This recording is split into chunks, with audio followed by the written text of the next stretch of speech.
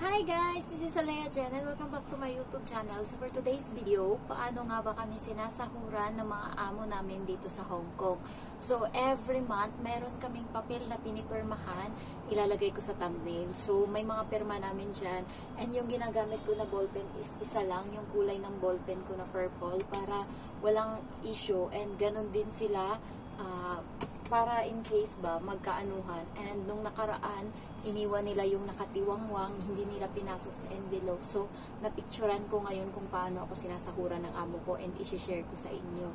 Meron siyang papel and then sinusulatan nila dyan kung anong month, anong date, and then may amount kung magkano and then papipirmahan sa'yo. Every month yun. Kaya nakikita ko na puno na namin yung isang bond paper and next na naman kami na bond paper ngayon pumipirma. So, paano kami sinasahuran and every anong day yung sahod is depende kung anong araw ka dito dumating. Pero especially yung mga amo dito is nagpapasahod sila every katapusan or first week of the month kasi yun din yung sahod nila sa trabaho.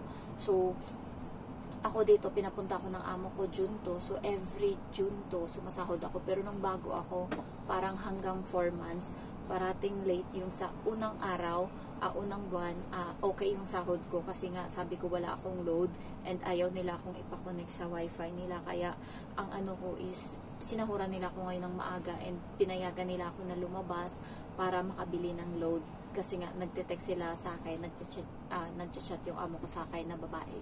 And hindi ko nababasa kasi nga wala akong load. And parati siya nagchat ng mga time na yun. So, ang ano is, hindi ako pinakonect. So, bumili ako ngayon sa labas kaya sinahuran ako ng maaga. Pero nung sumunod na pang 2 buwan, 3 buwan, 4 na buwan, napapansin ko, parating late yung sahod. Late minsan ng 3 araw, 4 na araw. Naiinis na ako yung hindi ko ba nire-remind, pero yung nag-e-expect ka na sa sahod ka ngayon, tapos biglang, ay, hindi ako sumahod. Parang ganun.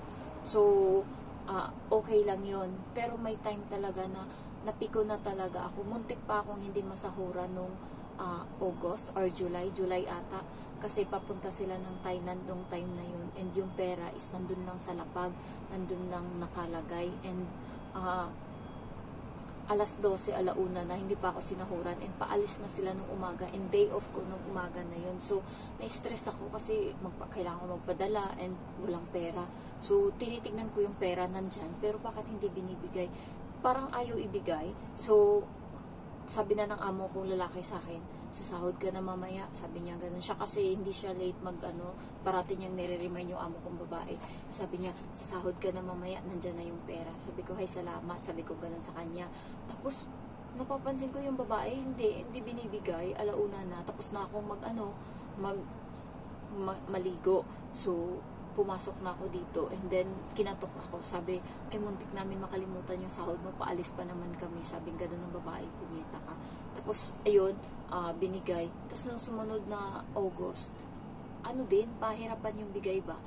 Tapos nung pang September na, sakto nung time na yun, nagkasakit yung mama ko, naburyong yung utak ko, ay yung papa ko muna nagkasakit, tapos sumunod yung mama ko, tapos sunod-sunod na sila. So, walang aasahan kasi yung sahod ng kapatid ko sa Kuwait, 14, every 14 yung sahod niya. Tapos ako, every 2, pero hindi binibigay.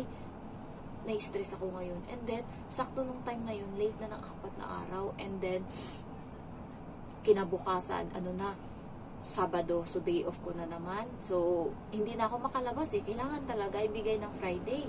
Kasi Sabado, day off, makakapagpadala. And the rest niyan, hindi ka na makakalabas sa buong linggo. So, buong linggo, wala. Nakatenga yung pera mo kung sasahuran ka nila kasi hindi mo naman mapapadala. Hindi ako pinapalabas para mamalengke. Kaya hindi ko talaga nagagawa ng paraan para mapadala. And yung time na yun is, the way ako magpadala is pupunta pa akong sentral, mag-aano pa ako sa BDO. So, kailangan talaga, kailangan day off talaga. So, ang nangyari, nanggigil na talaga ako, nakasimangot ako. And then, ang ginawa ko is, nag-ano ako sa kusina. Hindi ako namamansin. And then, nag-iisip kasi ako kung paano ko sisingilin. Tapos, napansin ng amo kong babae na hindi ako nagsasalita. Yung bata, kapag nagtatanong, hindi ako masyadong sumasagot. Punta siya sa kusina. Binigay niya yung ininuman niya gamot, yung mangkok. siningil ko siya kaagad, tumingin ako sa kanya, sabi ko gano'n. Tapos pagod yung mukha ko kasi nga ilang ano na, and then alas 12 na, sabi ko, pwede ko bang makuha yung sahod ko, ma'am? Sabi ko gano'n. Namula siya, nataranta, sabi niya, ay, sahod mo pala ngayon? Parang, kasi nung una, parang ayaw niyang ibigay yung sahod ko every month. Parang hirap na hirap siyang bitawan yung sahod ko. Pero nung time na yun, sabi ko, pwede ko bang makuha yung sahod ko? Sabi ko ganun sa kanya talaga. And then nataranta siya. And then, nakita ko kasi nung sasakyan kami, sumahod yung amo kong lalaki, pero online. Tapos nagbabayad na sila sa mga utang-utang nila online. And then, nakakaintindi ako konti ng salita nila. And sabi niya, ngayon sa lalaki, kailangan natin bukas lumabas, mag-withdraw kasi sahod ni Jen. Sabi niya ganun. Bukas niyo pa ako sasahuran, linggo, and hindi ko na day off yun. Paano ako, sa linggo na daw sila aalis? And paano ako makakapadala kasi nga may sakit yung parents ko. Ginawa ko, siningil ko ngayon. Nataranta sila, guys. Alam niyo yung mga pera-pera nila na pinagtatago kung saan-saan. Pinagkukuha nila yung pera niya na nasa plastic. Kinuha niya lahat, inipon niya, and then hiningi niya yung pera ng lalaki. Sinabihan niya ng lalaki na, ayun nga, naniningil ako or naghahanap ako ng sahod ko ngayon. Tapos yung lalaki nagkakalkal din. Kasi nung nakaraan wala pa silang safety box. Ngayon meron na kasi para daw in case siguro namang kumuha ako ng sahod, may ibibigay sila. So nagtatabi na sila ng pera. Kaka-order na lang nila ng safety box nung nung January or February. So, ngayon may nakatabi na. So nung tag na yun, ang tagal nilang nabuo yung sahod ko. Parang mga 5 minutes silang paikot, alam mo yun, yung nagkakalkal sila hanggang sa nabuo nila, and then tinawag nila ako. Sabi niya, Jen, buo na yung sahod mo, dito na. Tapos pinirmahan ko, sabi ko, thank you. Tapos sabi ng amo ko, nung lalaki, sabi niya, every anong araw ka nga dumating nito? Sabi ko, sabi ko ganun sa kanya. Tapos sabi ko, okay lang naman, umirit agad ako. Kasi nung time na yun, pagod ako sabi ko ganun. Andyan din yung babae. Sabi ko, okay lang naman na malate, pero dapat, Biyernes ng gabi, ibigay nyo na kasi kinabukasan sahod ko, day off ko, makakapagpadala ako. Ginanon ko talaga nung time na yun. And then yung amo ko, syempre, namula yung amo kong babae noon, nataranta siya, hiyang-hiyak talaga siya. And simula nun, guys, hindi na sila na late magpasahod. Magpapasahod sila advance na. Nung November, nagbigay sila ng sahod saktong katapusan. And then nung December 30, sumahod na ako. And then, itong one, basta sumasahod na ako ng maaga, hindi na nalilate.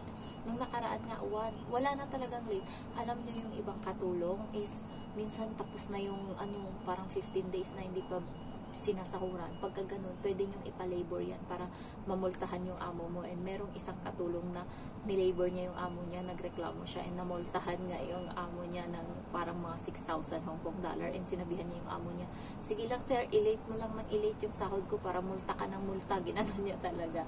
So, alam kasi ng amo ko na alam ko ata yung batas kasi nga napapansin niya, sabi niya, parati niya sinasabi sa akin, you're so brilliant, you're so, parang mga 5 beses ko na yan nasabi kasi yung mga paraan minsan na alam mo yung mga desisyon ko, minsan lang ako hindi talaga, alam mo yung pumapalpak ako, napakakonti.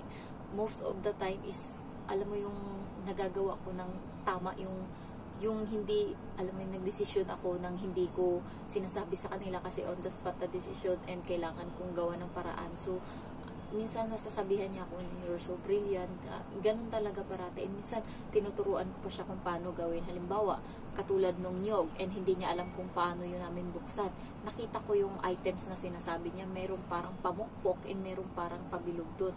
Tapos yung amo kong lalaki is naliligo. Tapos sabi ng amo kong babae, antayin daw namin. Sabi ko, parang alam ko kung paano to gawin, ma'am. Baka siguro ilagay itong ganun, tas pukpukin. Sabi kong ganun. And sabi ko, try ko nga. And then tinry ko, and nagawa ko nga ng tama. Sabi niya, why you're so brilliant, Jen? Sabi niya ganun sa akin. Tapos tumawa lang ako. Tapos nung sa sushi, ganun din. Merong tulakan doon, and hindi niya alam kung paano gawin. Sabi ko, try mo kayang i-push yun sa taas, ma'am. Tulak mo. Tapos yun nga, sabi niya, ay, paano mo nagagawa yan? Buti naisip mo yung mga ganyan. Alam mo yung, kaya alam ng amo ko na minsan hindi niya ako mautakan kasi nga tahimik lang ako, pero nag-o-observe ako, napapansin niya na yung salita nila is naiintindihan ko kahit papano, nagigets ko. Kaya minsan kasi nagsasalita sila ng Chinese and biglang sumisingit ako na ano niya minsan na sumasagot ako ng English pero naiintindihan ko yung salita nila. And doon sa mga matatanda nagsasalita sila and sinabihan nila yung isang katulong na kumain nga dun sa kusina and nakatingin lang pala yung amo kong babae sa akin and hindi naiintindihan yun ng ng isang katulong ng Pilipina din. Tapos sabi ko sa kanya, munta ka daw sa kusina, kumain ka na daw ng tanghalian mo. Sabi niya, sige, ayun. Tapos parang nagtinginan yung amo kong babae tsaka yung matanda. Kaya hindi na ako masyado pinaparinggan nila pagka alam mo yung pagka nag-usap sila lumalayo. Kasi nga, minsan nagigets ko na, naiintindihan ko na. So, ganun ako sa huran, ipapakita ko dito. And kayo pagka late na, singilin nyo o di kaya i-message nyo sa WhatsApp, sabihin nyo na yung sahod ko kailangan ng ko sa Pinas.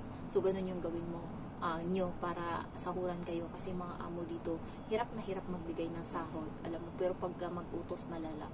So ayun lang guys, thank you for watching. Mag-falls kami ngayon kaya aalis ako ay naka-forma na. So bye bye, love you.